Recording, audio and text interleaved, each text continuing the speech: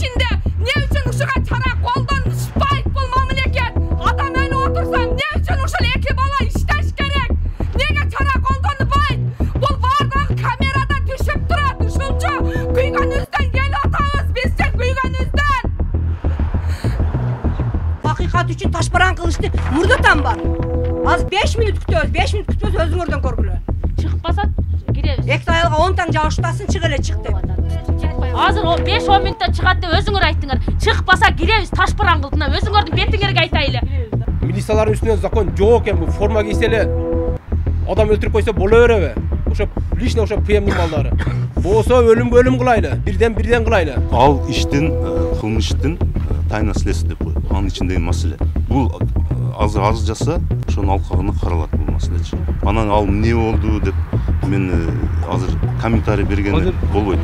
Ош шаарында 16 августта патрульдук инспекторлордон качып бараткан 39 жаштагы Илязбек Ергешев жол кырсыгынан көз жумган. Окуянын орун алышында айдоочу патрульдук милиционерлерге жапалак айылында кезиккен. Токтотуу боюнча талабына баш эбей катуу ылдамдыкта болгон. Туугандарынын айтымында маркум электр мамычасын сүзгөндөн кийин тартип сакчылары жардам берүүдөн коркуп качып кеткен. Айдоочуга ыкчам медициналык жардам болбогондуктан Ош шаардык ооруканасына оор абалда жеткирилген. Бирок 16 августта түштөн кийин өмүрү менен кош айтышкан. Андан соң маркум Илязбек Ергешевдин апасы баласынын күйүтүнө чыдабай көз жумган. Бул кандуу окуяда тартип сакчылары болгондуктан ишти УКМКнын шаардагы бөлүмү тергөөгө алган. 4 айдан бери жабырлануучу тараптын арызы каралбай, көрсөтмө дагы алынган эмес. Илязбек ушу машинанын лобоюнан учуп чыгып барып бир жерге сайылып, ушу башынан катуу жаракат алып, ошол жерде жолдо томолонуп кансырап жатканда, булар көрүп ошону, көрүп болду эми, болору болду, өчүр, тиги мигалканы өчүр, бар жокту өчүр, неге мындай кылдык, кубалабай эле койсок болмок экен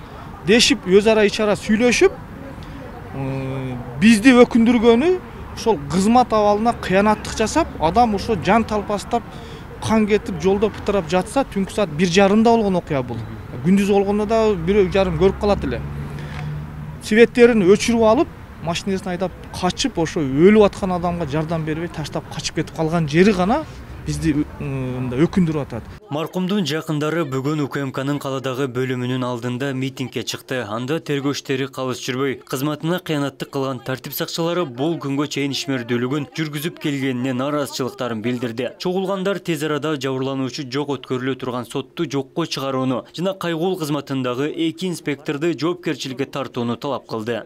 16 декабрга сот коюлуптур. Коюлганы менен бизди жабырлануу деп кошпой жатат. Биз жабырлануу болуп, биз да катышуубуз керек беле ошол сотко? Же керек эмеспи? Ошону да карап бербей жатат. Булар өздөрүнчө жабыр ояктан келген 2 бала, ноокаттан болгон 2 баланын неси менен биякта прокуратурасыбы, тергөөчүсүбү, сотубу, милициясыбы, кимиси болсо да ортодо 4-5 адам кылып, жабык сот кылып өткөзүп берип атышат. Ошону бизге 16 декабрда боло турган сотту бузуп, бизди мына жабырлануучуларды кошсун ошол сотко. Маркумдун жакындары ызасы менен облустук прокуратуранын алдына барып тергөөнү кайрадан жүргүзүү процессин суранышты. Прокуратура органдарынан да эч бир өкүл чыкпагандыктан митингге чыккандар ташпаран менен кире тургандыгын айтып эскертүү беришти. Маркумдун бир тууган эжеси Рахат Ергашева күйүттөрүнө чыдабай акыйкаттуулук издеп борбордук бийлик өкүлдөрүнө кайрылуу жолдоду. Патрульдун балдары мына ушул 2 бала нокаттык бала экен. До сих пор иштеп жүрөт мына мамлекеттин ишинде. Не үчүн ушуга чара колдонушпайт бул мамлекет? Адам өлүп отурса, не үчүн ушул 2 бала иштеш керек? Сапатсыз окубаган маңкурттар иштейт, бардыгы жегиштер иштейт ушул жерде. Урматтуу Садыр Нуркожаевич, урматтуу Камчыбек Кадыршаевич, сизден суранарым, Оштун прокуратурасын, Оштун ГУВДсын, УВДсын ушуларды бир өзүңүздөр карап көрүңүздөр. Өзүңүздөр келип бир сыйга карап кетиңиздер. Сиздерден суранарыбыз, ушунча элдин баары суранат сиздерден. Ошту карап кетиңиздер. Ош облустук прокуратурасынын башкы тергөөчүсү Ильич Исманбетов катталган арыз мыйзам боюнча көзөмөлгө алынып келгенин айтат. Азыркы учурда жабырлануучу тарап өзүнүн доо арызын калтырса, мыйзамдын негизинде иш алып барууга ишендирди. 16 декабрда боло турчу сотто эмне үчүн жабырлануучу жок соттук процесс боло тургандыгына жооп бере алышкан жок. сотто каралышы керек да. 120 статьяны кошсо боло белет ушуга. Злоупотребление положением жокпу же ушундай иштер? Андай положение, андай статья бар. Адамдар болсо, Формачан адамдар ошол эле кызматына шалакайлык мамиле жасагандын экинчи бөлүгү угузулган, баягы кызматын до конца жасап, баягы коркунуч туулган жерден өзүнүн баягы көрсөтүлгөн кызматына ылайык иштерди кылбагандыгы үчүн шалакайлык үчүн угузулган. Андан кийинки экинчи беренеси болсо Кылмыш жаза кодексинин 150 беренесинин экинчи бөлүгү менен угузулган коркунучта калтыруу деп. Ошонун кесепетинен оор кесепет келди деп. Маркумдун агасы прокуратура башкармалыгынын кызматкери арызын артка кайтарып, ишти өз убагында карабай койгону үчүн дагы жоопкерчилигин кароон өтүндү. Фархат Эргешев адилеттүү чечим чыкпаса, окуяга тиешеси бар тартип сакчылардан өз алдынча өч алууга барарын да эскертти.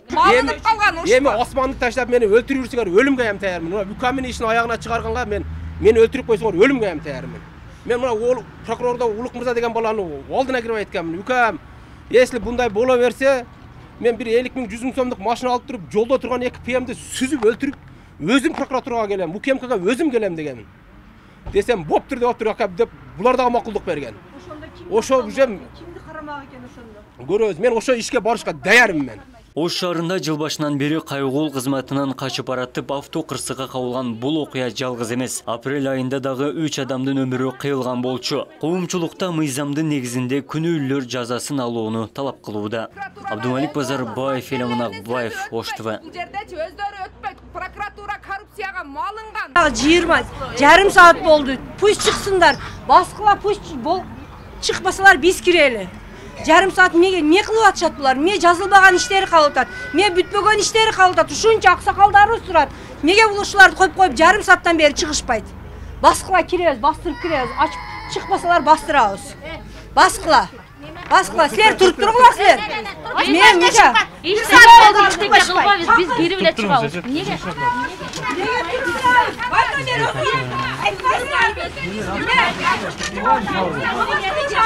Чыгышат.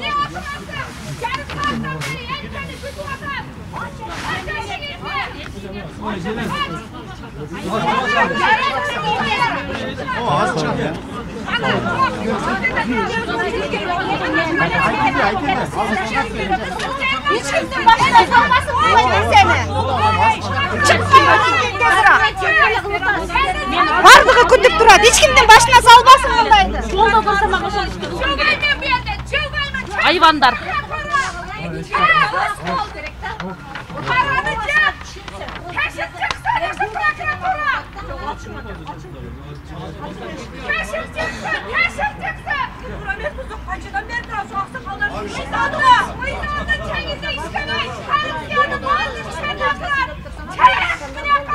Yarım saatten beri durup beni sizin aldılar emmi.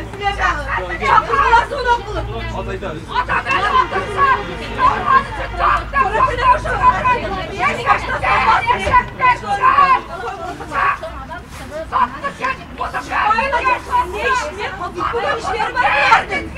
Bağırdım hepsini aldım da. Nice korkuyorsunlar. Öldürmeniz yoklardı.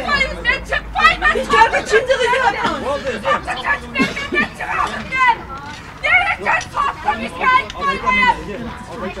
Ay tamam işte. Çekip yersin bulacaklar. Çok sattı. Çeksin bu yaka. Bozup yersin bizge sattı. 16. dekabrda bağıtırgan sattı. Sen bozsan. Жоқ айтайын. Niye? Organlarımınca korkuyorsunlar. Biz sizleri öldürüyoruz. Bizge hakikat ile gerek. Bardın tizilip aldın. Ek ayalga. Uyatacaklar. Ek ayalga. Ondan tizilip aldın. Öldürüyoruz biz sizleri. Hiç bırakılmayız biz. Bizge hakikat ile gerek. Sizlerin